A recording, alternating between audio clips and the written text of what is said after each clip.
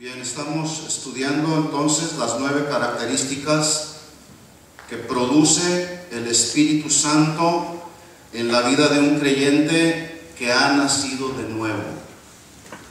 Y cuando Pablo escribe a los Gálatas acerca del fruto del Espíritu, lo que en realidad Pablo está enseñando es precisamente acerca del carácter de Dios, ya que en su naturaleza, la naturaleza de Dios posee todas estas cualidades o características, porque Dios es amor. ¿Estamos de acuerdo? Dios es amor, Dios es gozo, Él es paz, Él es paciente, no queriendo que ninguno perezca, sino que todos procedan al arrepentimiento. Él es benigno, bondadoso, Él cree en su pueblo, Él es manso y humilde, por lo tanto también Él tiene templanza. Todo esto es parte del carácter de Dios. Y ese carácter de Dios es posible que se pueda reproducir en nosotros si es que el Espíritu Santo mora en la vida de un cristiano. Entonces, el Espíritu Santo vino a morar en nuestros corazones cuando experimentamos el nuevo nacimiento. No sé cuántos de los que están aquí pueden con toda convicción decir: yo he nacido de nuevo. Porque algunos dicen: yo nací de nuevo, pero su vida demuestra otra cosa. ¿Sí? Entonces, en la medida que vamos avanzando en el conocimiento de la voluntad de Dios que está establecida en su palabra, nuestra vida va siendo renovada. Nuestra mente va siendo renovada, nuestra vida va siendo regenerada. Entramos en ese proceso de santificación de tal forma que vamos madurando, vamos alcanzando cierto grado de madurez, y en ese sentido el Espíritu Santo viene a morar en la vida del creyente cada vez más plenamente. Es decir, el Espíritu Santo cada vez va ganando más terreno en nuestro corazón. De tal forma que una vez que vamos madurando por causa de que el Espíritu Santo está habitando cada vez más plenamente en nosotros, en lugar de ir satisfaciendo los deseos de la carne, empezamos a manifestar cada vez más el fruto del Espíritu. ¿Sí? Otra de las funciones u obras que hace el Espíritu Santo en la vida de los creyentes es darle dones.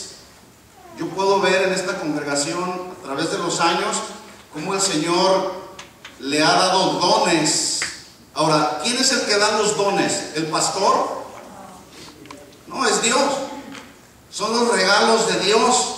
Y la Biblia habla en 1 Corintios capítulo 12, habla acerca de los dones que Dios ha repartido a la iglesia. Esta es la obra del Espíritu Santo en la vida de un creyente nacido de nuevo. Darle dones para que sean usados en la iglesia, para la edificación de la iglesia. Por ejemplo, uno de los dones es darle a alguno palabra de sabiduría, palabra de ciencia, dones de lenguas, dones de sanidades, don de profecía. Pero escuchen esto muy bien: ninguno de estos dones que acabo de mencionar y muchos otros que establece la Biblia, ninguno de los dones del Espíritu Santo podrá operar o manifestarse a través de una persona que no muestra el carácter de Dios.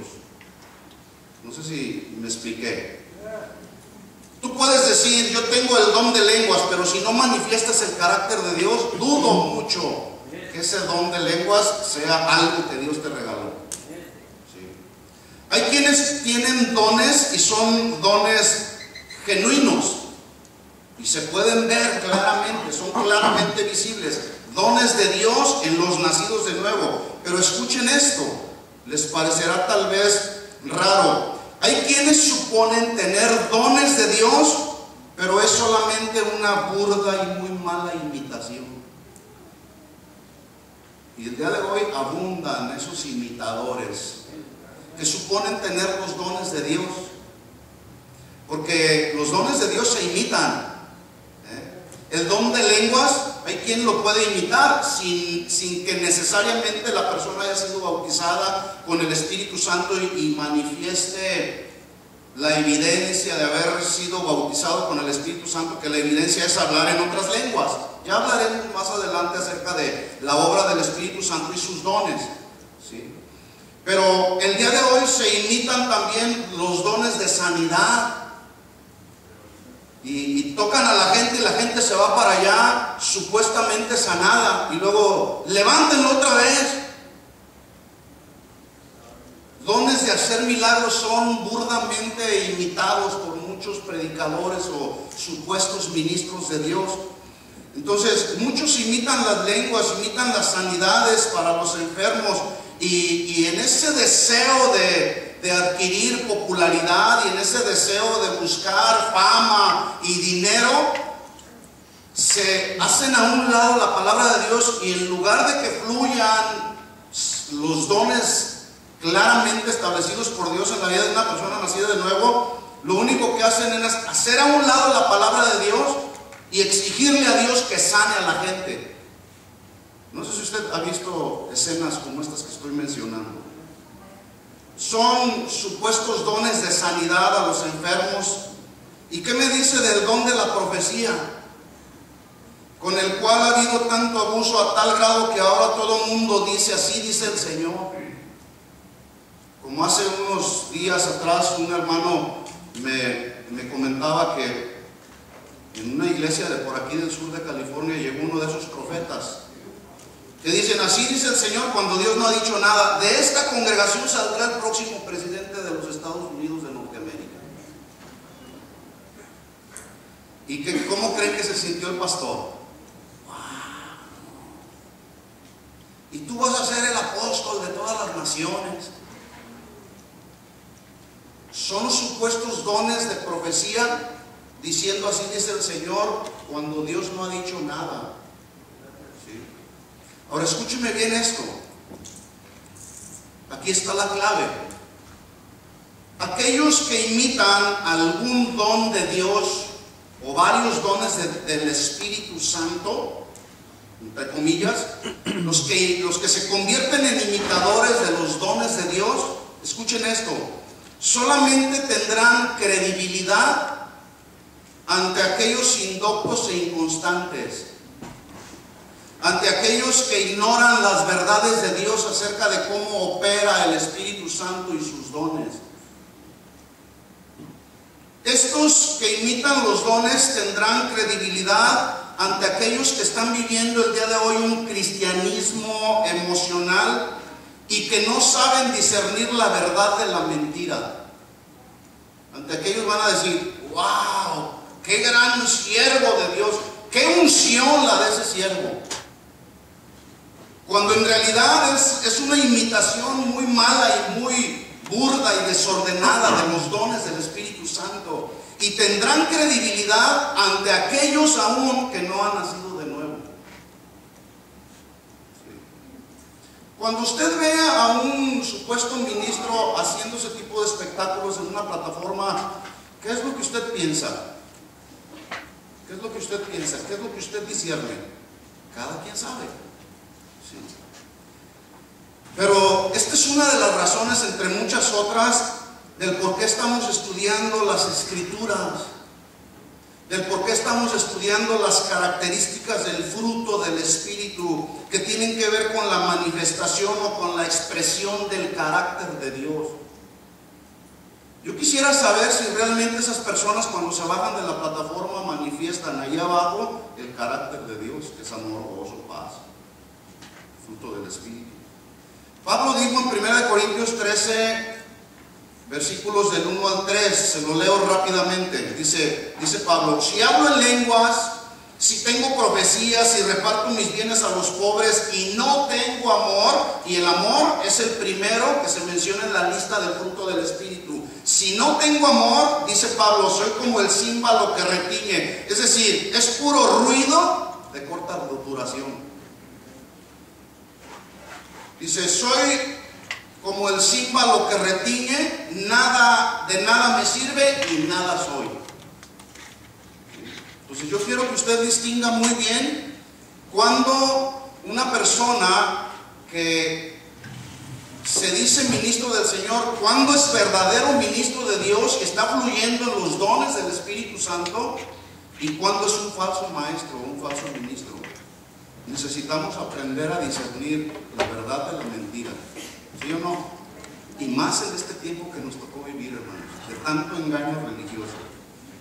En otras palabras, entonces, sin la manifestación del fruto del Espíritu, el don que una persona dice tener no va a funcionar. Podrá funcionar de forma elaborada, tal vez, o mecánica, ¿sí? No tendrá eficacia. Será algo absurdo, será puro cuento, será puro chantaje. ¿Sí? ¿Por qué? Porque la persona que tiene supuestos dones no está manifestando el fruto del Espíritu. Como aquel predicador o ministro que tiene mucha elocuencia cuando habla. Es decir, atrás del púlpito habla muy bien, pero lo que habla no va de acuerdo con lo que hace. ¿Sí? Una ocasión tuvimos la experiencia de un predicador muy famoso que llegó allá a nuestra congregación. Nosotros rentamos el edificio, o mejor dicho, lo prestamos, no lo rentamos, lo prestamos a unos hermanos, y estos hermanos a quien prestamos el auditorio en Guadalajara trajeron a ese predicador, y llegando al aeropuerto en su avión particular, uno de los hermanos de la congregación llegó en su auto a recoger a este hermano famoso, y entonces voltea y le dice: ¿en ese auto veniste a recogerme? ¿Qué acaso no sabes quién soy yo? ¿No sabes que yo pedí una limusina? Le dice el hermano: bueno, yo vine en mi auto, esto es lo que yo tengo. Si usted quiere esperar la limusina, pues ahí quédese, yo me voy. Bueno, finalmente este hombre se subió al auto del hermano en la congregación, llegó porque del aeropuerto llegaba a predicar, y empieza a predicar del amor de Dios. Hermanos, amémonos unos a otros como el Señor nos ha amado. Lo veían ustedes arriba del púlpito y cualquiera pudiera haber dicho: qué ungido este hermano, qué amoroso este hermano. Ese es el tipo de predicadores que hablan muy bonito atrás del púlpito, pero cuando se bajan, lo que hablan, lo que dicen, va en contra de lo que hacen. El Espíritu Santo se mueve y se manifiesta en la vida de un creyente cuando con toda convicción en el corazón dice, después de escuchar, de haber sido expuesto a la palabra del Señor, dice con toda convicción: verdaderamente Dios me habló. El que no es controlado por el Espíritu Santo, ese dice: hoy no aprendí nada, y menos si se duerme. Pero el que realmente tiene el Espíritu Santo morando en él, y la palabra de Dios trae convicción al corazón, ese dice: realmente Dios ha hablado en mi corazón, y se arrepiente y corrige las cosas que debe de corregir. Entonces, voy a hacer rápidamente una recapitulación del fruto del Espíritu que hemos estado hablando. Número 1, dijimos que es el amor, y esta es la virtud suprema de la vida cristiana, virtud que todos los creyentes somos llamados a desarrollar, porque de ahí, del amor, surgen las demás virtudes en la vida de un creyente. El amor. Nada más le digo, Jesús le dijo a sus discípulos: en este conocerán que son mis discípulos, en que tuvieran amor los unos a los otros. Si tú estás aquí y tienes problemas con algún hermano y le das la vuelta cuando lo ves, o sientes algo aquí que te incomoda, más vale que te pongas de acuerdo y arregles la situación con el hermano de forma sabia, prudente, pacífica. Porque si no lo haces y sigues teniendo ahí ese resentimiento, esa amargura, pues dudo mucho que estés fluyendo en esta primera característica del fruto del Espíritu, que es amor. Y en obediencia a lo que Jesús dijo: en esto conocerán todos que son mis discípulos, si tuvieran amor los unos a los otros. Voltea a ver a la persona que tienes a tu lado y dile: te amo, hermano.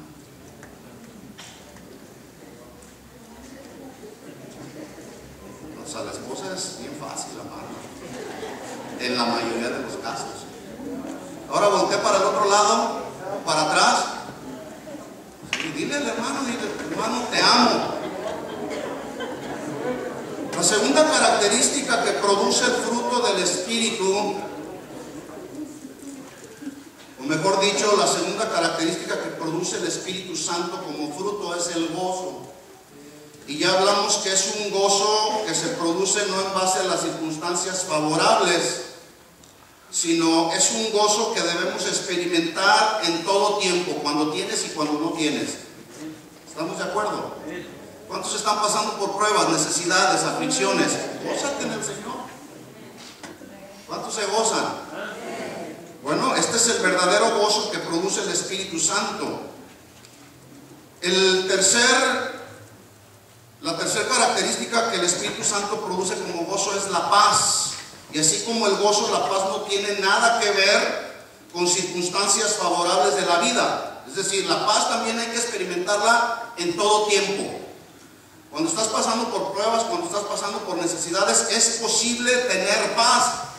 Porque dijo San Pablo, y sabemos que a los que aman a Dios todas las cosas les ayudan a bien. Esto es a los que conforme a su propósito son llamados. Otra versión dice, sabemos que Dios hace, que Dios permite que todas las cosas obren y cooperen para nuestro bien. Y Jesús le dijo a sus discípulos, la paz les dejo, mi paz les doy. Yo no la doy como la da el mundo. No se turbe su corazón ni tenga miedo. Amor, gozo y paz. ¿Se fija cómo son tres características que van muy bien ligadas? No podemos decir, yo nada más voy a producir pura paz, o puro gozo, o puro amor. No, todas operan de la misma manera porque es un solo fruto del Espíritu, ¿verdad?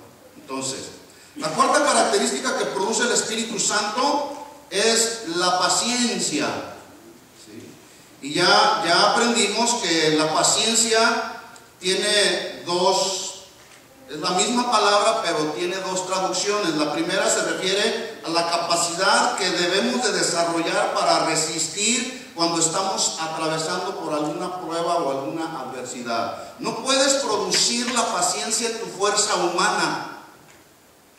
La paciencia proviene de Dios. Dios es el que nos da la capacidad para resistir esas pruebas, por más difíciles que sean. Por eso es que hay que ir a su presencia y decirle, Señor, aquí estoy pasando una situación difícil, estoy en medio de una prueba que yo no puedo sobrellevar, pero yo entiendo que tu palabra me dice, Señor, que tú eres el que me das la capacidad para poder resistir esta prueba. Y se trata de la paciencia, ¿verdad? La prueba produce ¿qué? Paciencia. Así que, hermano, gócese en las pruebas. La segunda definición para la palabra paciencia, algunos la traducen como longanimidad también, y se refiere a la capacidad que Dios da de tolerancia, de soporte, de aguante con aquellas personas que son hostiles contra nosotros, aquellos que no te quieren, pues, aquellos que les caes mal. ¿Sí?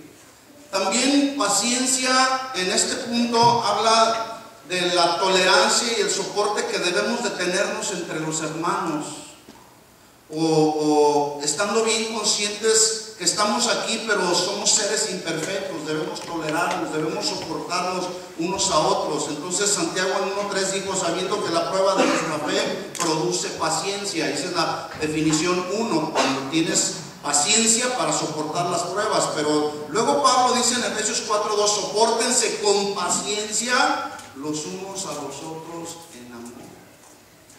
Así que hay que soportar a la esposa, ¿verdad que sí, varones? ¿Sí o no, varones? Algunos dicen sí.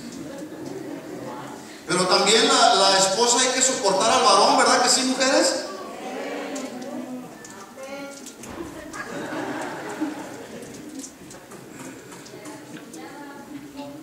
Y a las cuñadas, y a las suegras, y a los hijos. Hay que soportarlos y hay que amarlos. ¿Sí? Bien, hoy vamos a estudiar la característica número 5 y 6, que tiene que ver con lo que es la benignidad y la bondad. Vamos a ver qué es la benignidad.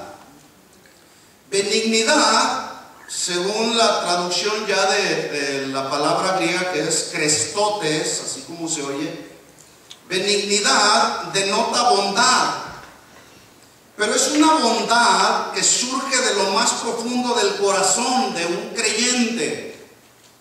Es una bondad que tiene que ver con la disposición que alguien tiene de hacer lo bueno, de hacer el bien, de hacer lo que es justo, lo que es recto, escuchen esto, a favor de otros. Eso es benignidad. Y benignidad se expresa, escuchen bien esto, en hacer el bien con acciones concretas y específicas. Es decir, no tan solo desear el bien, sino hacer el bien. Pero la clave es esta: ser benigno en hacer lo bueno, hacer el bien hacia otros, escuchen, considerando la ternura, la gracia, la compasión, la misericordia hacia el prójimo. Y es ser benigno, es decir, con ternura, con gracia, compasión y misericordia, sin esperar nada a cambio. Hay algunos que pueden ser compasivos, pero muy en lo profundo del corazón están esperando recibir algo a cambio de su compasión y misericordia. No, la verdadera benignidad es, vuelvo a repetir, expresar, tener acciones firmes, concretas, basados o considerando la ternura, la gracia, la compasión, la misericordia hacia los demás.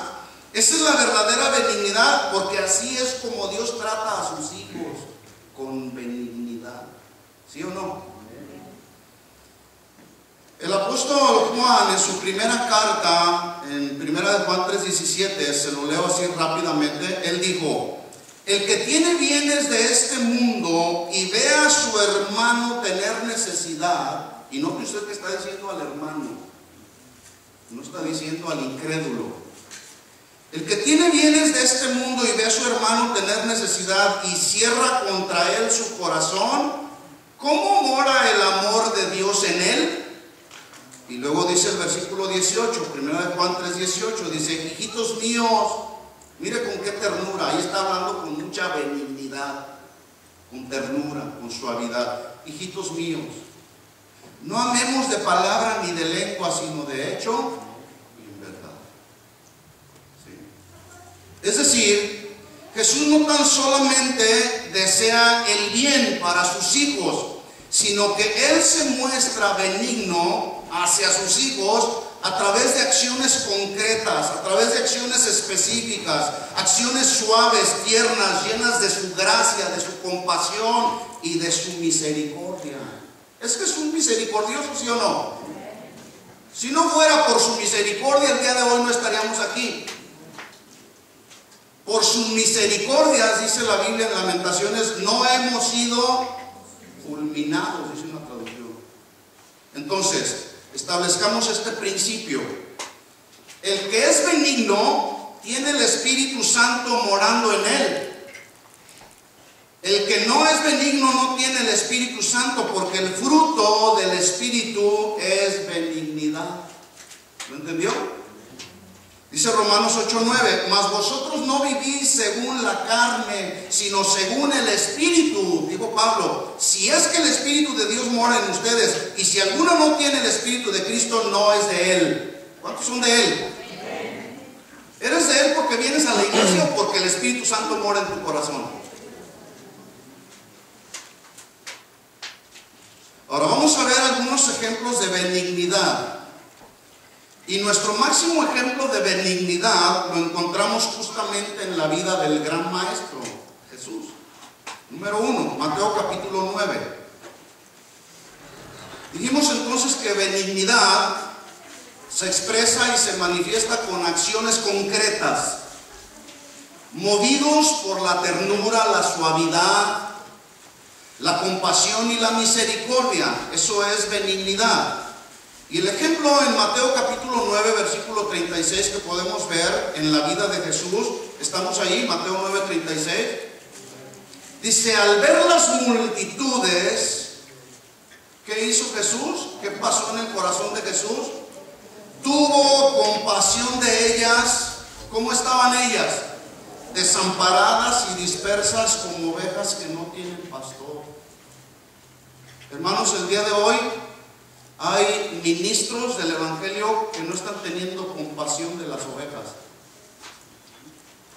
Las ven que están desamparadas y que andan ahí dispersas y atravesando por necesidades, y no les interesa la edificación sana y saludable de la vida de los cristianos. Les interesa el dinero de ellos, nada más. Entonces Jesús nos da una muestra de benignidad. Aquí la palabra compasión se traduce sentir que las entrañas anhelan apasionadamente ayudar a quien está necesitado. Eso fue lo que Jesús sintió, una pasión tan profunda que salió desde sus entrañas por ayudar, en este caso a las multitudes que estaba él viendo, a los que estaba mostrando. En el versículo 35 se nos muestra que él ya había manifestado su acción benigna. Dice el versículo 35, recorría Jesús todas las ciudades y aldeas enseñando en las sinagogas de ellos. ¿Por qué los estaba enseñando? Porque ignoraban las verdades acerca del reino de Dios. Por eso Jesús entró a la sinagoga y empezó a enseñarles, porque la enseñanza que ellos estaban recibiendo era la enseñanza de los escribas, de los fariseos, que solamente estaban enfocados en la ley. Pero Jesús los ve y ve que andan desamparados y dispersos, y su acción benigna se traduce en la enseñanza del reino de Dios. Número uno. Número dos, predica para ellos el evangelio del reino. Número tres, sana para ellos en su acción benigna toda enfermedad y toda dolencia en el pueblo. Y aquí enfermedad y dolencia, por un lado es la enfermedad física y por otro lado es la enfermedad del alma. Y Jesús, en una acción benigna, él no solamente vio buscar sanar físicamente a los que estaban desamparados y dispersos, sino también la sanidad del alma. Los ministros del día de hoy necesitamos ser benignos y buscar la sanidad del alma de la gente que Dios ha puesto bajo nuestro pastoreo. Pero mire, luego en el versículo 37 se dirige Jesús a sus discípulos, y para mí esto es un desafío al ministerio.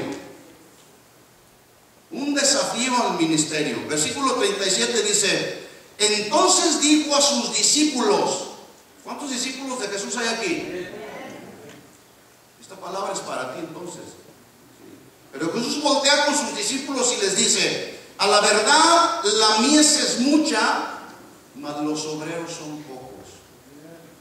Escuchen esto, hermanos. Esta verdad a la que se enfrentó Jesús en aquel tiempo, esa es la misma verdad a la que muchos el día de hoy nos estamos enfrentando. La mies es mucha y los obreros son pocos. Y los pocos, yo agregaría, algunos son flojos, algunos otros no son benignos, no les importa a la gente, algunos otros son irresponsables, no están dispuestos al compromiso con Dios por la obra, no están dispuestos al desgaste físico, porque dicen: no, es que yo no voy a servir al Señor, estoy muy cansado. Otros renuncian al ministerio por ir tras el sueño americano o por ir tras el evangelio de la prosperidad. Y peor aún, otros el día de hoy están adulterando, y el adulterio los lleva al divorcio.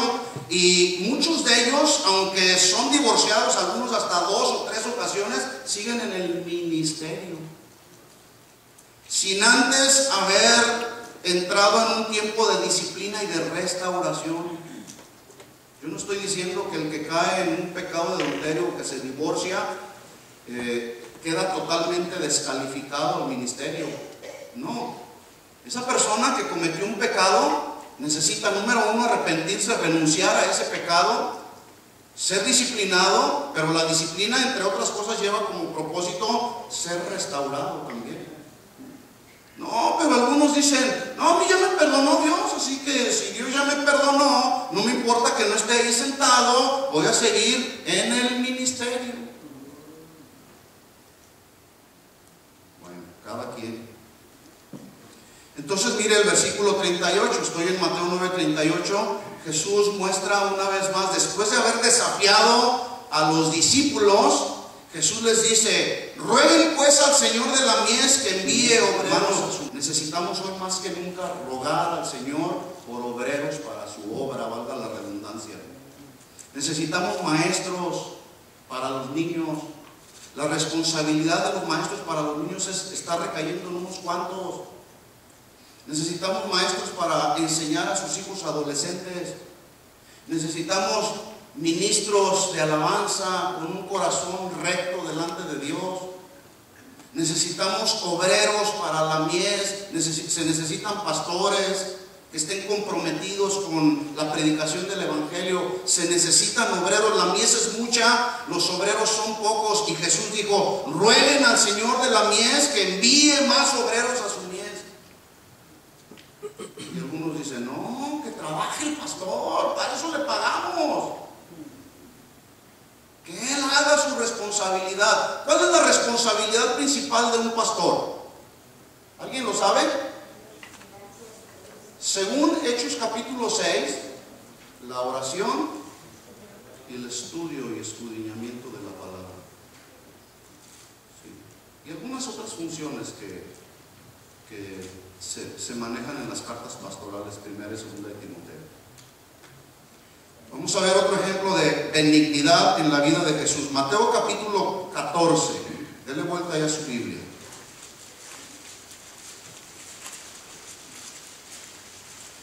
A ver qué tan benignos usted y yo podemos ser, de acuerdo al ejemplo de Jesús. Porque si Jesús vive en su corazón, entonces usted debe demostrar el carácter de Jesús, ¿sí o no? Vemos aquí entonces que Jesús era benigno. Mateo capítulo 14, versículo 14.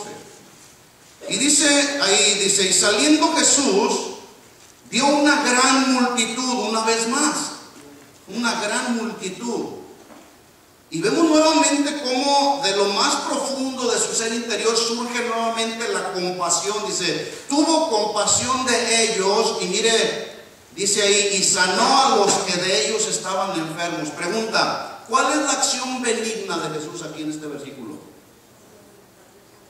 ¿Cuál es la acción benigna? Ese es el sentir que tuvo. ¿Sí? Entonces, a causa de la compasión, la acción benigna que tuvo Jesús fue sanar a los que de ellos estaban enfermos. Esa es la acción benigna. Buscar con acciones concretas, no solamente desear el bien, sino hacer el bien con ternura, con compasión, con misericordia. Eso es benignidad. ¿Qué tan benignos seremos? Cada quien se va evaluando. ¿Sí? Mateo capítulo 15, versículo 32.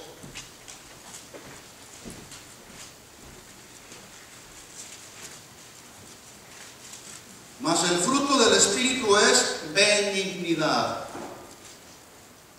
Acciones concretas, motivadas por la compasión, la misericordia, la ternura, la suavidad. Y en Mateo capítulo 15, versículo 32, vemos otra acción benigna de Jesús. Dice, y Jesús, llamando a sus discípulos, dijo, tengo compasión de la gente, porque ya hace 3 días que están conmigo. Aquí vienen los domingos solamente 2 horas y no se les vuelve a ver hasta. Tenían 3 días, estos escuchando, qué hambre de Dios tenían estos hombres. Dice, porque ya hace 3 días que están conmigo y no tienen qué comer. Y enviarlos en ayunas no quiero, no sé que se desmayen en el camino. Sí. Ahora, ¿podía Jesús haber despedido a las multitudes? Claro que podía hacerlo. Pero como Jesús era benigno, dice, enviarlos en ayunas no quiero, no sé que se desmayen. Entonces, versículo 33, se vuelve a sus discípulos y los discípulos le dijeron: Señor, ¿de dónde tenemos nosotros tantos panes en el desierto para saciar a una multitud tan grande? No dice cuántas personas había, pero me imagino que debe haber sido mucha gente. Versículo 34. Jesús les dijo: ¿cuántos panes tienen? Y ellos dijeron: 7 y unos pocos pececillos. Yo creo que empezaron a pensar, diciendo: ¿qué vas a hacer, Jesús? ¿Cómo se te ocurre que con unos 7 panes y unos pocos pececillos le demos de comer a toda esta multitud? Humanamente, yo no sé cuántas personas seremos aquí. Vamos a pensar que somos 200 personas. Yo no sé si 200 personas pudieran comer con 7 panes y 5 peces, porque algunos comen bien, se les nota, no se necesita discernimiento espiritual. ¿Tiene calor? Si me le prenden al aire, por favor, me estoy asando acá. Entonces, ¿cuántos panes tienes? Y ellos dijeron: 7 y unos pocos pececillos. A continuación vamos a ver la acción benigna, llena de compasión y misericordia de Jesús. A ver si es así como nosotros nos comportamos. Versículo 35. Y mandó a la multitud recostarse en la tierra, y tomando los 7 panes y los peces, dio gracias, lo partió y dio a sus discípulos, y los discípulos a la multitud, y comieron todos y se saciaron, y recogieron lo que sobró de los pedazos, 7 canastas llenas. Eso sí es un milagro. Esa sí es una acción benigna. Versículo 38. Y eran los que habían comido, bueno, ahí está, 4,000 hombres, sin contar a las mujeres y a los niños. Y normalmente casi siempre hay más mujeres y niños que hombres. Eso es benignidad, acciones concretas. ¿Lo está entendiendo? Sí. Vamos a ver otro ejemplo, Mateo 19.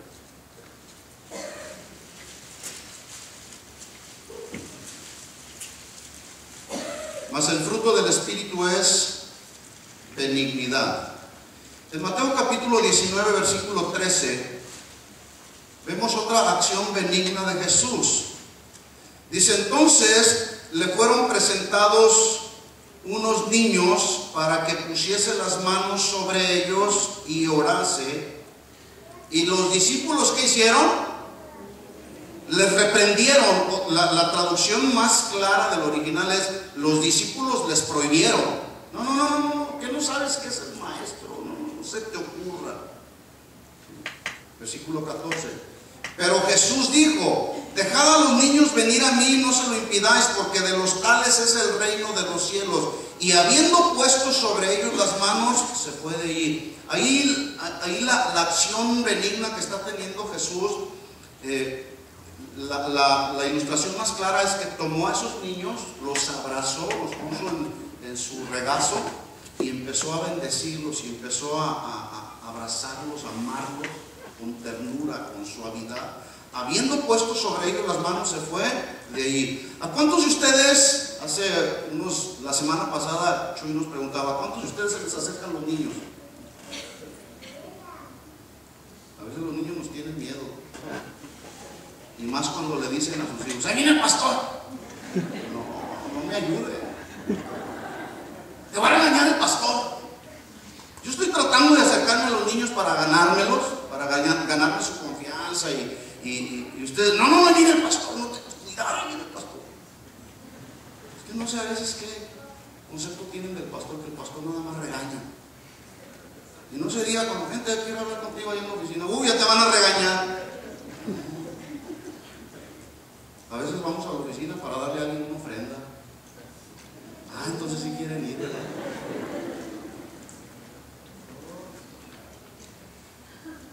Si a ti se te acercan los niños, puede ser una buena evidencia de que eres un hombre o una mujer benigna, como Jesús. ¿Qué es benignidad? Entonces, acciones concretas que se muestran con ternura, con suavidad, compasión, misericordia. Pablo le dijo a los tesalonicenses en su primera carta a los tesalonicenses en el capítulo 2, versículo 7, dice: antes fuimos tiernos entre ustedes. Esta palabra tierno se traduce benigno. Antes fuimos benignos entre ustedes como la nodriza. ¿Alguien sabe lo que es una nodriza? Una nana, o baby city se les llama aquí, ¿verdad?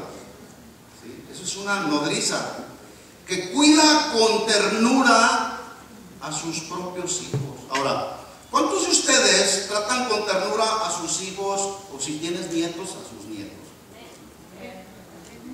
¿Cuántos tratan con ternura a sus hijos o a sus nietos? ¿Y por qué cuando se trata de los hermanos en la congregación a veces los tratamos con brusquedad, con descortesía, con falta de educación y respeto? ¿Por qué? Porque no hay benignidad. Pero la benignidad es un fruto del Espíritu, ¿sí o no? ¿Qué tan benignos somos? Entonces dice Pablo: tan grande es nuestro afecto por ustedes que hubiéramos querido entregarlos no solo, les hubiéramos querido entregar a ustedes no solo el Evangelio de Dios, sino también nuestra propia vida, porque habéis llegado a sernos muy queridos. Wow, qué ejemplo de Pablo, ¿no? Entregar su propia vida por amor a los hermanos. Entonces, alguien puede suponer o pensar: qué ungido estoy.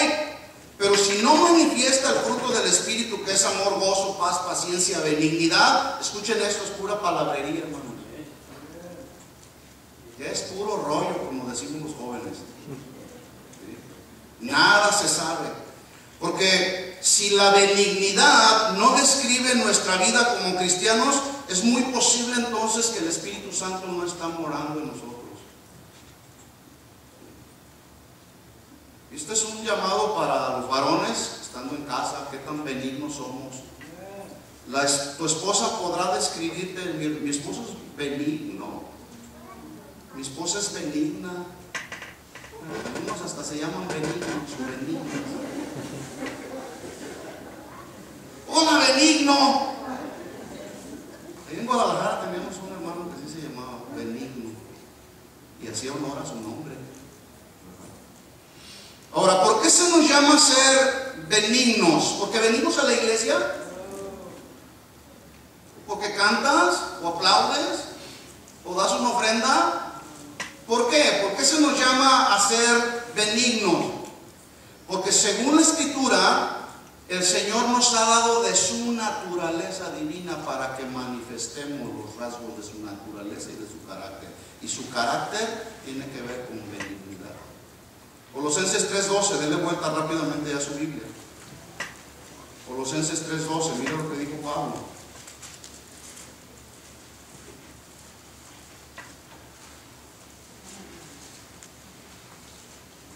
¿Estamos ahí? Dice: vestíos pues como escogidos de Dios. Qué privilegio que el Señor nos escogió. ¿No se siente privilegiado? Vestíos pues como escogidos de Dios, santos y amados, de entrañable misericordia, de benignidad.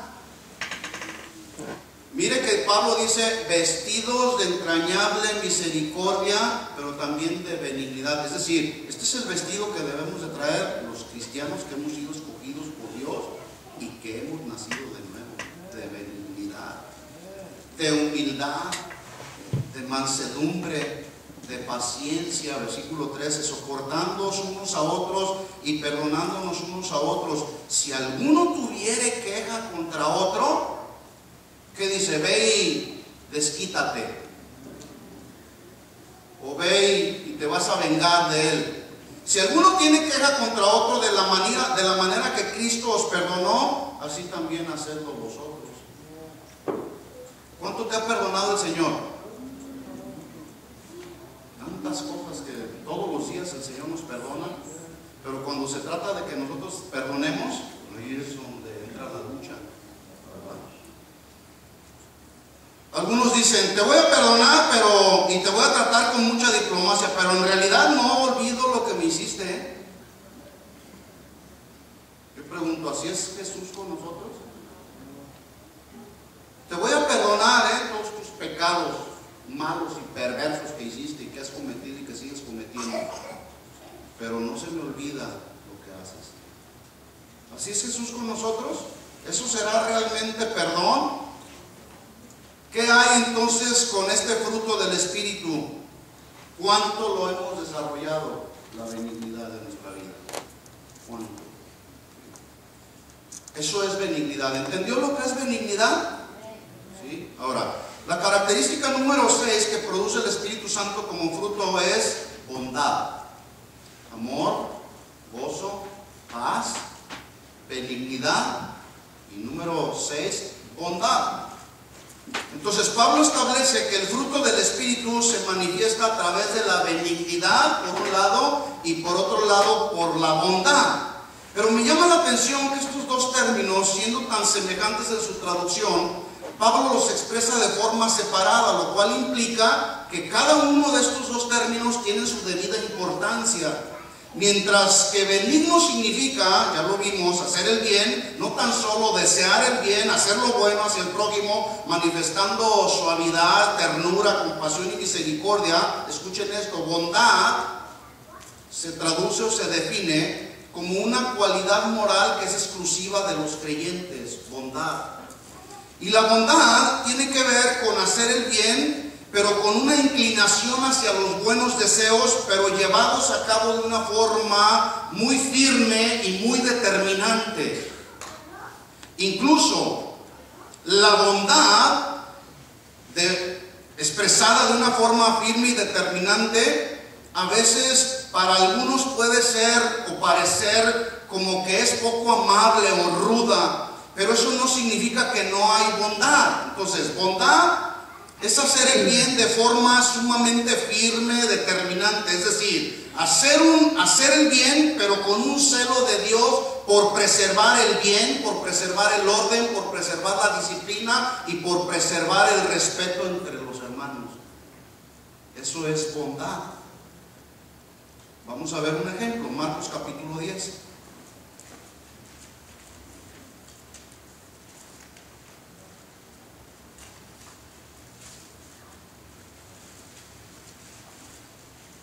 Aquí en Marcos capítulo 10 encontramos una escena acerca de la bondad de Dios que al parecer para algunos pudiera ser como que no es bondad. En el versículo 13, Marcos 10 capítulo 13 dice, es la misma escena de Mateo, dice que le presentaban niños para que los tocase. En Mateo 19, 13 al 15 vemos que Jesús está abrazando a los niños manifestando su benignidad, pero a la vez está mostrando su bondad de forma firme y determinante. Escuchen esto, al ver la acción y la actitud que tomaron los discípulos, tomaron una actitud así como que eran los guaruras del Señor, ¿verdad? En el versículo 13 entonces dice, y le presentaban niños para que los tocase. Y los discípulos, ¿qué hicieron? Les prohibían, les reprendían a los que los presentaban. Versículo 14. Viéndolo Jesús, ¿qué hizo? Se indignó. Cuando alguien se indigna, ¿cómo reacciona? ¿Sí? Bueno, ¿cómo que se indignó Jesús? ¿Qué acaso no estaba Jesús en una actitud benigna, es decir, en una actitud tierna, suave, amorosa, compasiva y misericordiosa? ¿Cómo que se indignó? ¿Cuál será la mejor traducción para indignarse? ¿Sabe usted cuál es? Jesús se enojó. Jesús se molestó por la actitud que los discípulos asumieron. Pero eso no significa que Jesús dejó de ser benigno, ¿verdad que no? Bueno, vamos a encontrar aquí la diferencia entre lo que es benignidad y bondad. Jesús mostró su bondad de forma firme y determinante con el fin de que tanto la bondad como la benignidad fueran preservados. En el versículo 14 dice, viéndolo Jesús, viendo que estaban haciendo los discípulos, se enojó, se indignó, se molestó y le dijo a los discípulos, dejen que que los niños vengan a mí, no se lo impidan, porque de los tales es el reino de los cielos. Pregunta: si usted ve que, ¿cuántos tienen hijos pequeños? Levanten la mano. Si usted ve que a su hijo lo están tratando de forma irrespetuosa, de forma agresiva tal vez, ¿cómo reacciona usted? Ay, gloria a Dios. ¿Así reacciona? ¿Acaso no se indignaría? ¿Sí o no? ¿Cuántos se indignarían? Bueno, eso fue lo que le pasó a Jesús. Entonces usted procuraría, con educación, con respeto, enseñar a quien le está tratando mal a su hijo, con agresividad tal vez o con falta de respeto. Usted iría con él y con toda educación, con todo respeto, usted le diría: oye, mira, no trates así a mi hijo. Aunque luego a veces pensamos que nuestros hijos son bien, son los mejores del mundo. No, también se portan mal. Pero aun que se portan mal, no nos da derecho a nadie de maltratar a los niños o de tratarlos agresivamente o sin respeto. Merecen también nuestro respeto, ¿verdad? Entonces, usted iría con esa persona y de forma benigna, usted hablaría con él, con el fin de que precisamente se preserve la bondad y la benignidad entre los hermanos. ¿Sí o no? Porque si usted reacciona agresivamente, entonces usted ya perdió el control, el dominio propio. Y lo único que se va a ocasionar va a ser un pleito. Y así no funciona la cosa. ¿Estamos de acuerdo? Entonces, si alguien maltrata a sus hijos, usted inmediatamente reacciona de forma indignada, molesta. ¿Por qué entonces cuando uno les habla firme y determinante, algunos se ofenden y suponen que uno les falta el respeto? A mí me han dicho: hermano, yo me voy de la congregación porque aquí no hay amor. Aquí hablan muy severamente. Hay una expresión que a muchos ha confundido y esto ha creado, entre muchas otras reacciones, las relaciones, que se rompan, se destruyan las relaciones entre unos y otros y se genere amargura y resentimiento. La expresión es la siguiente. Dicen algunos: es que en el pedir está el dar. No sé si ha escuchado por ahí esta expresión. ¿Lo ha escuchado? En el pedir está el dar. Sí, hay razón en esto, pero hay que analizar y hay que entender adecuadamente cuándo aplica esta expresión. Imagínense a los discípulos diciéndole a Jesús, cuando Jesús se indignó, les dijo: no se lo prohíban. Imagínense a los discípulos que le dicen a Jesús: ¿por qué nos hablas así, Jesús? ¿Qué no sabes que en el pedir está el dar? No, ¿qué hizo Jesús? Simplemente aplicó la bondad con firmeza y con determinación. No se lo prohíban. Dejen a los niños que vengan a mí. Más o menos quiero pedirle que haga un cuadro en su mente. Jesús está indignado, está molesto por la actitud que tomaron los discípulos hacia los niños.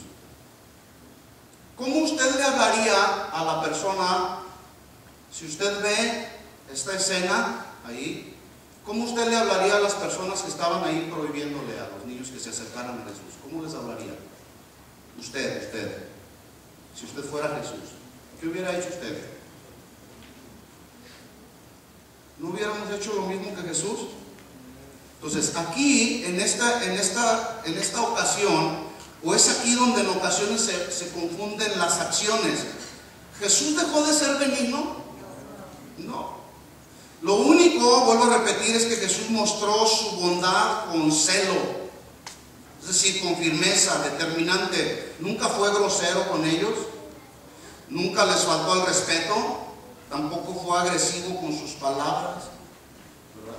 Entonces, aquí es donde debemos nosotros analizar cuándo es en el pedir está el dar, ¿verdad? Porque algunos otros también luego dicen: Es que ya le fueron con el chisme al pastor, ¿verdad? Yo pregunto, cuando vinieron con Pablo en el capítulo 7, 1 Corintios capítulo 7, es por ahí, cuando vinieron con Pablo unos los de Cloé, dice la Biblia, vinieron con Pablo y le dijeron, y Pablo dice, he sido informado por los de Cloé que hay entre ustedes divisiones.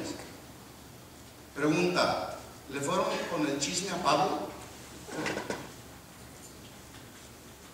Como para que los que estaban ahí divididos, unos que eran parte de Apolos, otros eran de Pablo, otros de Pedro, otros de Jesús.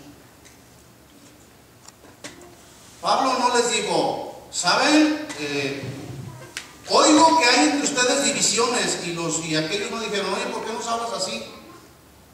¿Qué no sabes que en el pedir está el dar?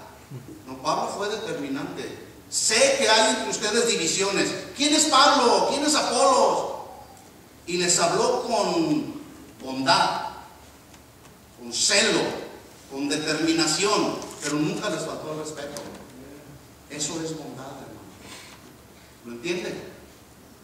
Cuando Natán confrontó a David a través de una historia de un hombre rico que tomó la oveja de un hombre pobre, refiriéndose a la muerte de Urías y la esposa de Urías, cuando fue Natán ahí, le cuenta la historia, dice la Biblia en 2 de Samuel 12:5 que entonces se encendió el furor de David en gran manera, con un aparente celo por el pueblo.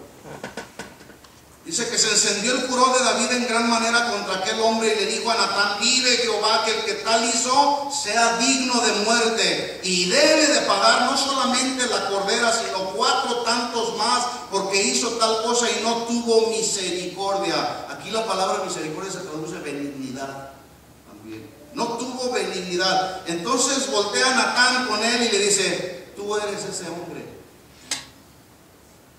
Ahora, esta expresión, cuando Natán le está diciendo tú eres ese hombre, habla precisamente de la aplicación de la bondad con firmeza y con determinación. Y yo no veo que David le dijo, oye Natán, ¿por qué me hablas así? ¿Qué no sabes que en el pedir está el dar?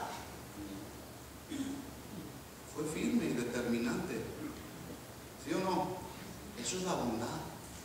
Entonces, en Marcos 10:14 dice, viéndolo Jesús se indignó y les dijo, dejen a los niños venir a mí, no se lo impidan, porque de los tales es el reino de los cielos. Y aquí en el versículo 15 Jesús aprovecha la ocasión para hacer una clara advertencia a sus discípulos, y que tal vez a ellos les pareció incómoda, pero era necesaria. En el versículo 15 les dice a los discípulos, de cierto les digo, que el que no reciba el reino de Dios como un niño, no entrará en él. Una traducción más clara de este versículo es, les aseguro, discípulos, que el que no recibe el reino de Dios con la actitud humilde, ingenua y llena de confianza como la de un niño, escuchen, no pueden entrar en el reino de los cielos. Esta claridad con la que Jesús habló, aunque a alguno le pueda haber mostrado, le pueda parecer fuerte, ruda, estaba mostrando la bondad de Dios aplicada con firmeza y con determinación, haciéndoles una advertencia a los discípulos acerca de su destino eterno, salvación o perdición. En otras palabras, este versículo Jesús les está hablando, y yo puedo parafrasearlo así. Jesús les habla a los discípulos y les dice, ¿quieren entrar en el reino de los cielos? Yo me imagino que a lo mejor los discípulos, claro que queremos entrar. Bueno, entonces si quieren entrar al reino de los cielos, necesitan tener la humildad de un niño. Necesitan tener la ingenuidad y poner su confianza en el Padre, poner su confianza, creer en mí, que he descendido del cielo, como la confianza y la ingenuidad que tiene un niño. Es decir, Jesús les habló con firmeza y con determinación, porque el asunto así lo requería. Se trataba de su salvación, se trataba de su destino eterno. Y yo no veo que los discípulos le dijeron, Señor, ¿por qué nos hablas así de rudo y de áspero? Es que hay ocasiones en que hay asuntos que requieren hablarse con firmeza, con determinación. El asunto así lo requería.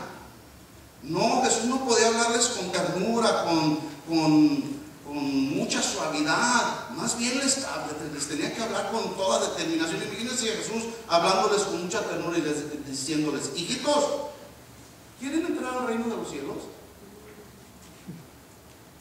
Bueno, si quieren entrar al reino de los cielos, miren, por favor, tengan la actitud humilde y tengan la actitud sencilla y pongan su confianza como la pone un niño. No, se trataba de su destino eterno y Jesús les tuvo que hablar con toda firmeza y con toda determinación. A los escribas y a los fariseos les dijo: hipócritas, sepulcros blanqueados. Y yo no veo a los fariseos. Bueno, sí se molestaban, ¿verdad?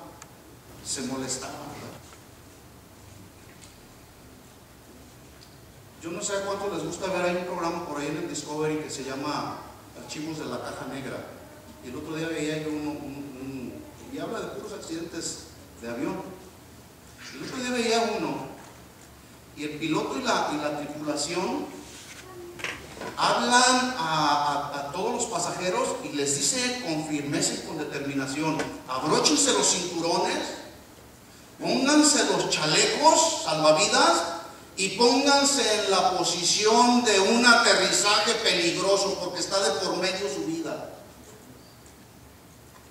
Yo no veo que los discípulos, los pasajeros del avión, le dijeron al capitán o a la tripulación: ¿por qué nos hablan así, de duro, de fuerte? Se trataba de su vida, se trataba de la salvación de su vida. Finalmente el avión logró aterrizar, muchos murieron, pero otros se salvaron, gracias a que el piloto les habló con firmeza y con determinación. Ya me imagino al piloto diciendo: oigan, miren, estamos en un grave peligro, el avión está a punto de caer porque tuvo una falla mecánica. Así que por favor, ¿se quieren poner el cinturón de seguridad y los salvavidas? Piénsenlo, ¿no? ¿Así hablan? No. Se habla con autoridad y con firmeza, con determinación. ¿Sí? Bueno, el día de hoy hay quienes suponen que hablar el mensaje del Evangelio, cuando se habla el mensaje del Evangelio, cuando se habla con firmeza y con claridad, llamando al pecado por su nombre, algunos dicen: ay no, aquí hablan muy rudo, mejor me voy a otra iglesia. Bueno, cada quien.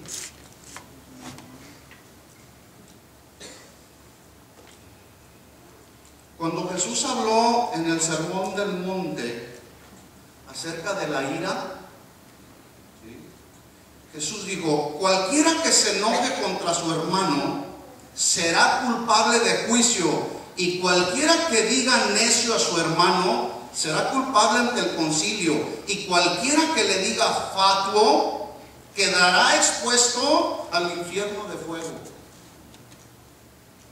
Y yo no veo que le dicen a Jesús: ay, bueno, algunos se indignaron, algunos se molestaron al final del capítulo 7 de Mateo.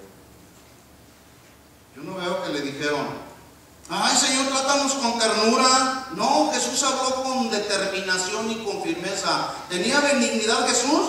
Sí. ¿Tenía bondad? Sí. Esa es la bondad. Cuando Jesús habló del adulterio, Jesús fue claro y determinante diciendo: cualquiera que mire a una mujer para codiciarla ya adulteró con ella en su corazón. Por tanto, si tu ojo derecho te es ocasión de caer, sácalo, échalo de ti, pues mejor te es que se pierda uno de tus miembros, sino que todo tu cuerpo sea echado al infierno. Ese es el mensaje de Jesús hablando en su Sermón del Monte, capítulo 5, 6 y 7 de Mateo.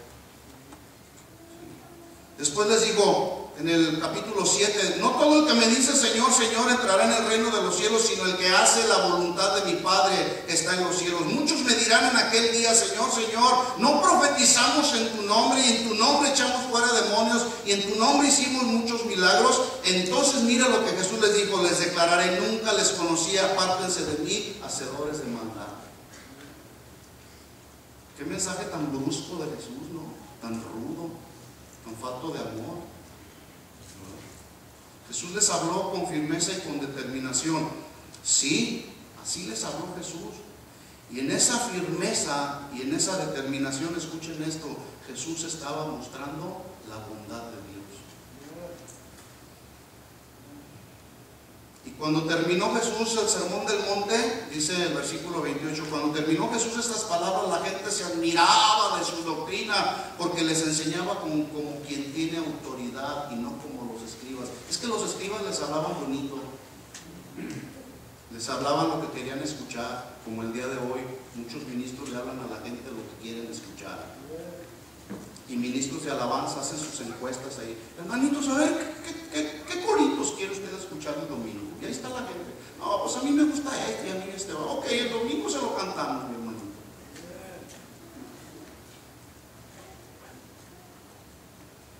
Esa es la bondad de Dios, y Pablo dijo que es parte del fruto del Espíritu. Y esto significa que nosotros, si hemos nacido de nuevo y el Espíritu Santo mora en nosotros, debemos presentar las verdades de Dios, por más duras que parezcan, con toda firmeza y determinación, y no agradando a los hombres sino a Dios. Así que si a alguno no le gusta, mire lo que dijo Pablo: busco el favor de los hombres o el de Dios. Trato de agradar a los hombres, pues si todavía agradara a los hombres, no sería siervo de Cristo. Otra versión dice: yo no ando buscando que la gente apruebe lo que digo, ni ando buscando quedar bien con nadie, porque si así lo hiciera, ya no sería yo un servidor de Cristo. Para mí, lo más importante es que Dios me apruebe. Obviamente, siempre que se presenta la verdad de la palabra.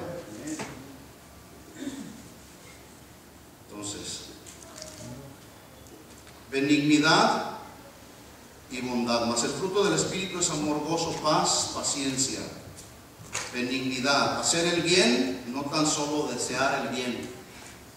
Espero que después de esta enseñanza, usted no solamente desee el bien a los demás, que Dios te bendiga, sino hacer el bien, hacer lo que es bueno hacia el prójimo, manifestando palabras, acciones tiernas, compasivas, misericordiosas, pero también no solamente mostrando benignidad, sino bondad, es decir, haciendo el bien de forma firme, determinante. Cuando sus hijos se portan mal, ¿cómo les hablan? Ay, hijito, no te portes mal, determinante. Porque si usted les habla así bien suavecito a sus hijos, el día de mañana le van a tomar la medida a sus hijos. Y al rato ya no va a poder enderezarlos y corregirlos. Hay que hablarles con firmeza, con determinación, pero eso significa que no los amas. Hay benignidad y hay bondad, y todo esto se hace con el fin de preservar precisamente la educación, el respeto, la disciplina y la benignidad y la bondad, que queden preservadas como parte del fruto del Espíritu que todos los nacidos de nuevo necesitamos manifestar. ¿Qué tan benigno y tan